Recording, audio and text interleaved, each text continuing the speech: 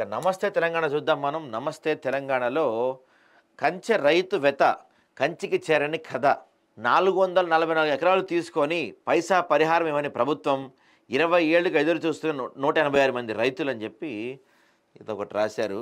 Next Ambedkar అందరివాడు, బాబాసాహెబ్ను కొన్ని వర్గాలకే పరిమితం చేయటం బాధాకరం. నిన్న ఒక విషయం గమనించారా మీరు? ఇక్కడ నేను చాలా రోజుల నుంచి ఒక పాయింట్ చాలా క్లియర్గా చెప్తూ ఉన్నాను. కవిత తొందరలోనే బీఆర్ఎస్ నుంచి బయటకు వచ్చేస్తారు, సొంత పార్టీ పెడతారో లేకపోతే బీఆర్ఎస్లో కవిత లేరు, కొంచెం అంటే ఫ్రీగా లేరు అనే విషయం నేను కొన్ని రోజుల నుంచి చెప్తున్నా. ఇక్కడ చూడండి, ఫర్ ఎగ్జాంపుల్ నిన్న అంబేద్కర్ అందరివాడు, బాబాసాహెబ్ కొన్ని వర్గాలుగా పరిమితం చేయడం బాధాకరం అని చెప్పి అంబేద్కర్ గారి జయంతి రోజు నిన్న కేటీఆర్ చేసింది వీళ్ళు ఇంత పెద్దగా రాశారు. ఇక్కడ ఇది కూడా రాశారు చూడండి.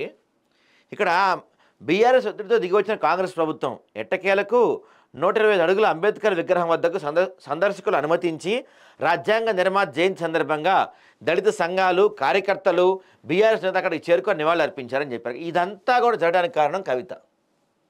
అక్కడికి వెళ్ళారు కవిత, అది ఓపెన్ చేయించారు కవిత. అక్కడ లిఫ్ట్ అంటే పైకి వెళ్ళలేకపోతే, లిఫ్ట్ పని చేయకపోతే అక్కడ కూర్చొని ధర్నా చేసి మరి ఆ పైకి వెళ్ళారు కవిత. మరి పేపర్లో వార్త ఏది? నమస్తే తెలంగాణలో వార్త ఏది దాని గురించి, కవిత గురించి? అయిపోయింది, క్లియర్. అంటే కేటీఆర్ చేసిన జస్ట్ ఆయన పార్టీ ఆఫీస్లో ఆయన ఫోటోకి పూలమాలలు వేసి నమస్కరిస్తే పెద్ద ఆర్టికల్ రాస్తారా? గ్రౌండ్లో దిగి ఇంత పెద్ద విగ్రహానికి అవమానం జరుగుతుందని చెప్పి అక్కడ ఫైట్ చేసి తెరిపించిన కవిత గురించి చిన్న ఆర్టికల్ రాయరా మీరు? ఇక్కడ అర్థమైపోతుంది మనకి చాలా క్లియర్గా, కవిత గారు బీఆర్ఎస్లో అంత యాక్టివ్గా లేరు.